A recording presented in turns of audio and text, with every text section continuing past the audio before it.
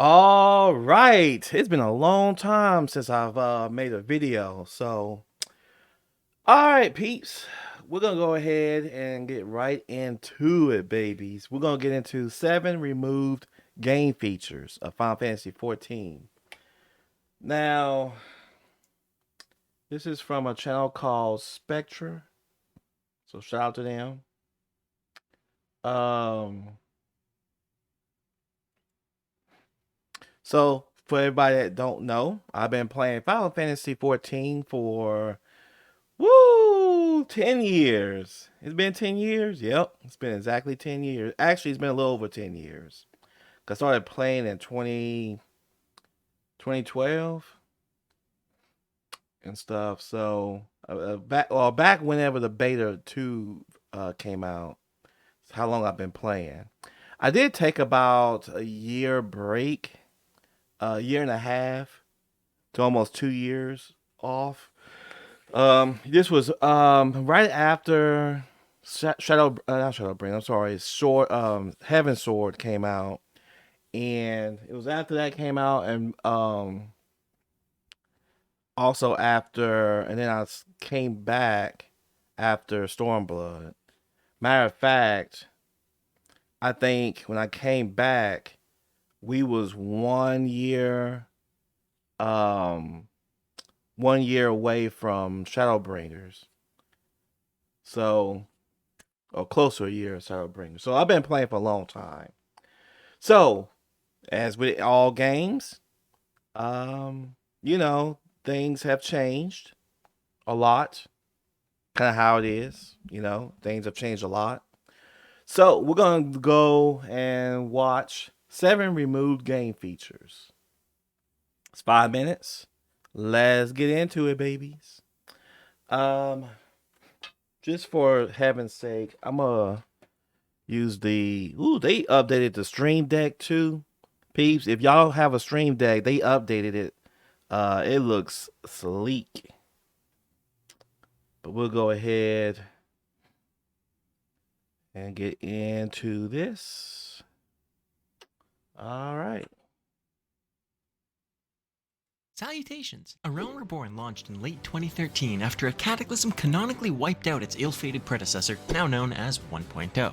Ever since, Final Fantasy XIV has seen a lot more content come and go. Now that all those legacy veterans are white-haired retirees playing Doman Mahjong in Costa del Sol, let's take a journey through time and remember some of what they That's went funny. through. Number 1. Patron deities being useful-ish. When you first make your character, you're given a choice between 12 deities. This is a JRPG classic, and it usually affects your starting stats in some way. I remember this. Okay. Just for all those that don't know, when you first make your character, you have these deities, and they do affect your stats. Matter of fact, it didn't really specify. Now, if I recall, you couldn't see what stats was being affected per se. You just had to kind of pick and choose, and then you found out later. That's pretty much how it went. But yeah, it's funny that but yeah, you chose the deity. Apparently, now I was a summoner. I'm pretty sure I don't even know who my deity is. I changed my deity since. So I don't even remember who my original deity was. I think it was whoever was lightning. But anyways, I guess also by choosing your deity, you generate a lot more aggro because I generated aggro as a summoner like crazy. I have no idea why. Literally, well, we'll get into this. Kind of going off track, but yeah, I generated a lot of aggro. But yeah, I do remember this. The deities actually determine your starting stats and stuff, which it's kind of funny that they changed that. Final Fantasy I'm not sure why XIV they was no made it. exception. Prior to Stormblood, your Guardian of Choice provided a pinch of extra resistance. Yeah, so there's those are stats right there, and you choose the deities, and then it would affect the stats for your elements. Now, here's the other thing too. Um, Back then, if I recall, and I might be wrong on this, but I'm pretty sure depending on your deity and depending on your element that you're strong at, you will be as you progress through the game, you get stronger in certain elements and weaker in some. And it played a big role, especially if you're going against, like, say, if you're weak in lightning. If you're going against a lightning character, then you're gonna be in danger. That's the best way to explain it. So toward their personal element. Nalthal and Azema, for example, would give you a bit more defense against fire attacks. You see, in the past, on top of being either physical or magical, damage also had an element attached to it. yeah, The game even had elemental resistance potions and materias to give you more defense, but even then, a lot of this was a holdover from 1.0 where that stuff mattered a lot more. Eventually, the resistance bonuses from deities no longer made sense and were cut. Nowadays, it's just a bit of light roleplay flavor. Speaking of remnants from 1.0, let's talk about belts. Content so nice, they removed it twice. yeah. It was only in Endwalker or patch 6.0 that we lost belts entirely. They were the only thing you could equip that didn't render on your character, invisible little stat sticks that always felt just a little weird. However, what the authorities don't want you to know is that back in 1.0, belts appeared on your character. If you look at screenshots or cutscenes from this era, you can see fully modeled belts strapped proudly atop pantaloons. What's even weirder is that nowadays, certain low-level armors look a little off around the waist because they Yeah. were designed with I'm not gonna lie, I kind of saw that too, where some of the especially a lot of the as y'all call it, the drip without the belts just looks kind of weird. I'm all for it. I hate it. First off, I think they had too much. I think they was doing too much with the, like, honestly, I think they also need to get rid of one of the rings. And I think they need to get rid of the bracelet too. The ring, one ring and a bracelet, or at least they need to get rid of one ring and then a bracelet. They need to get rid of both of them because I think those are pointless. The rest they could keep, but these belt models in mind. Truly, Eorzea has come so far with modern elastic waistbands. Hopping back to the combat side of things for number 3, we have tactical points, or TP. This used to be like mana for physical jobs. Their attacks all cost TP, and if they hit 0, they'd basically be locked out of their action bar. you know what? Shout out to the tanks that used to have to deal with that shit when the game first came out, because that's where a lot of our tanks would they would be low in TP. And you know something else? I'm pretty sure, and I might be tripping on this, but I think like sprint when you're running, if you use sprint, that actually used up TP, which wasn't a big deal for like the magic range for like magic people, but for the physical damage people, that was a big deal because they would they run up and use up all their TP and then it has to rebuild again. Even worse, because the devs saw TP as a kind of physical stamina resource, Yeah. sprint used to cost TP too, and the amount of TP consumed would Exactly. determine sprint's duration.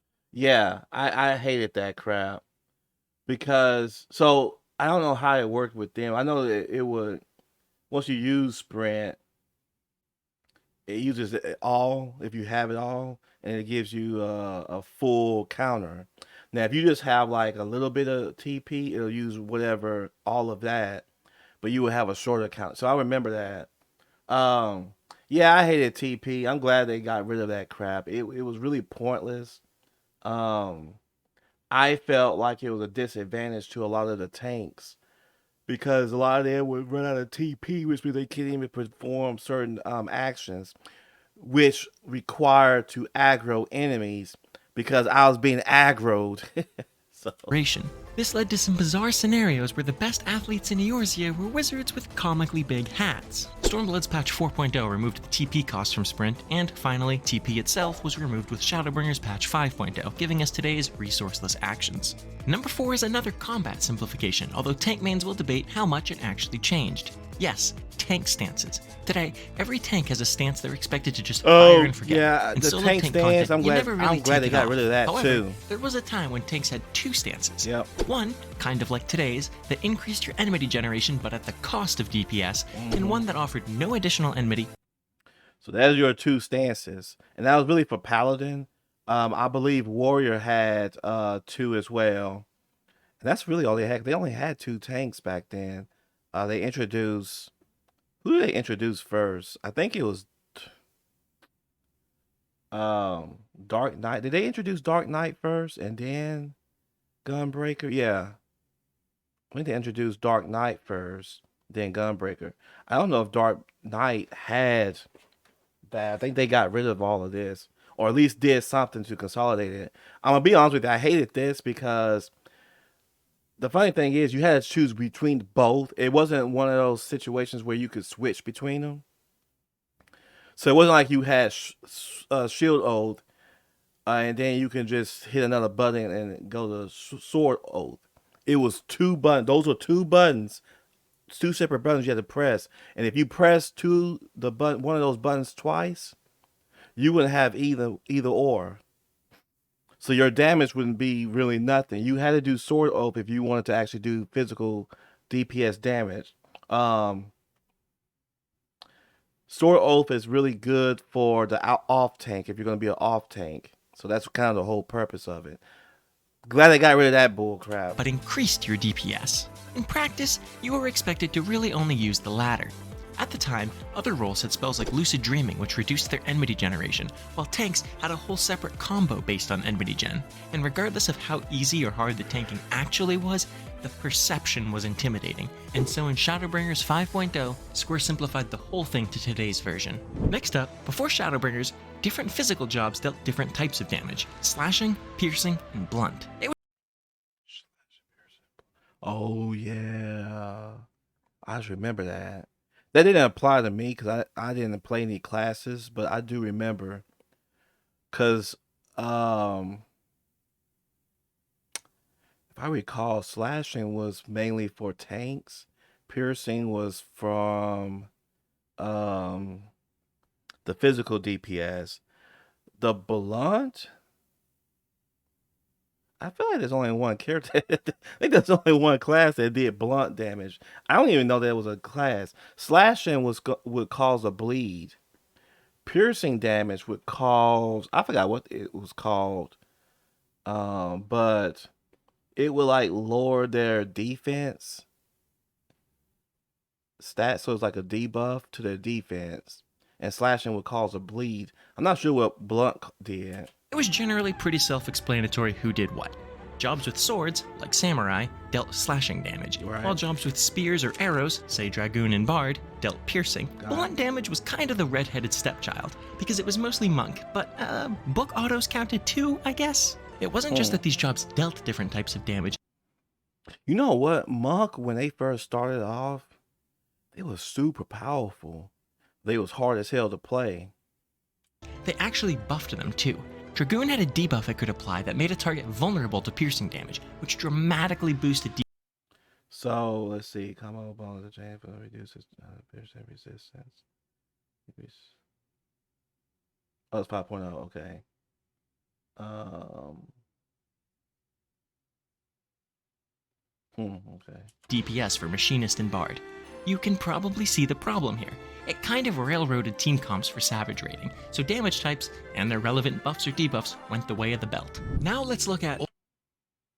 I heard about that. So they got rid of that because what would happen in the Savage raids, which is something that you'll never see me play because I ain't got time. Actually, I kind of do have time to do it, but I just don't really have time. But I know, and so it's just like Overwatch, where you have like different comps. Savage, you always wanted a white mage because it was pure healing. You always wanted a warrior because they dealt the most damage and they was damage focused. DPS, I think you wanted a black mage. So it was like all these different comps.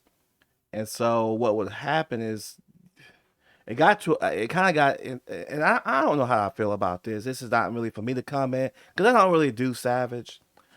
But it got to a point where you didn't want like a summoner because summoner didn't really do a lot of damage. They did a lot of dots, but you would only choose summoner for certain battles in Savage. So that makes sense. But yeah, I remember that they changed it because what was happening is that people would get mad or not so much. I guess I can't say mad. They would always suggest people switch off of whatever class that they want to a class that was, and then it also kind of alienated people like Summoner or people that wanted to play Scholar. So Old Astro cards. Originally, the cards had all sorts Astro of different cards. effects, shown Okay, here in this I old do chart I remember found on Reddit. that, Nowadays, their names and but artwork may seem kind I of don't know anything nonsensical, but about back it. then, you can see that there were So, okay, reduce TP cost of targets weapon skill. Okay, I remember that. Matter of fact, Bard had a MP regeneration, which I thought was interesting. So they had a skill that they would hit and it would regenerate, and it would apply to the whole team, and it would regenerate your MP. Really good for healers. Definitely, I remember as a healer, as a white mage, I definitely wanted a bard because that way they could regenerate my MP. was actually some logic to it. For instance, the Ewer, based on Thaliak's endless sippy cup of thinking water, it's legit lore, bro, just trust me, cut Reduce MP costs. MP costs, But yeah. for newer players, this card is probably the most familiar. Not Yeah, only is the the largest balance. library of community game knowledge named after it, its effect was basically nerfed and copy-pasted over to every other card. That's because while all of these effects are cool, you were pretty much pressured into fishing for the balance, often as you could draw it. It just stands head and shoulders above its peers. As we just talked about Astro's tarot cards, it's fitting that this last one will help us scry the future too, the slew of recent job reworks, notably Machinist, Monk, and Summoner. I don't know anything about Machinist, Monk. I don't feel like did they really rework. Okay, I will tell you out of all three of these, Summoner they reworked. It is a whole. They to be honest with you, if they decided to make a whole new class and decided to give that class a Summoner, and then the one that they made at the beginning of the game and gave it a different name, I would have not have been mad. Summoner doesn't even play like it did back when it first came out. Summoner was basically dots, which is damage over time. It was just basically skills that you place on enemies. They had a lot of them too. And then there was no summons. I mean, you could summon pets, the Igis, Garuda, well, Ifrit, Garuda, and Titan. You would summon them. Titan was a tank. You never, unless you were doing solo content, you never summoned Titan. Um, Ifrit, I don't. I'm gonna be honest with you. I don't know what the purpose of Ifrit is. I know he's a melee pet, but the only time I remember using him was typically when we're going up against a boss. And be honest with you, I really didn't like using him too much because they could take damage. And so once they die, then you get your you on a reset. Then you can resummon them back again. That's why I didn't like Ifrit. Now Garuda was the one that everybody picked. I know Ifrit was supposed to do a lot more damage, but Garuda was way better overall because one, she could stay far away, and then the other thing too, you had to sometimes as a summoner you had to like move and command your pets because if you didn't, they would just die. They had buttons for that. No, I don't know nobody that was doing that crap. I'm glad they got rid of it, and today's summoner is really good. I'm glad. Monk, if they reworked Monk, I don't know. I never played it back then, so I couldn't tell you. Machinist, I don't know anything Those about jobs either. today are pretty much skinwalkers creeping around in the corpses of their predecessors. Endwalker Summoner essentially has nothing in common with the rigid, pet-oriented, dot-spreading, Affliction Warlock lookalike that it used to be, and I Yeah. kind of doubt it'll be the last rework of its kind. Square has shown a commitment over the past two X-Packs to simplification and homogenization. The game we play today is almost as different from 2.0 as 2.0 was from 1.0. That is true. Curious to hear your thoughts and opinions, and as always, if you do not subscribe, there will be consequences. All right, peeps. Yeah, I mean, he ain't wrong on that. Let me know if y'all out there play Final Fantasy and if y'all remember any of these. Let me know your experience.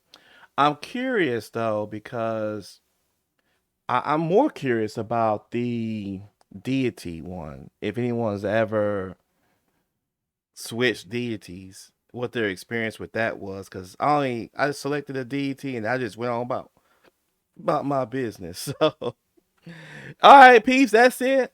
I am out of here. Peace.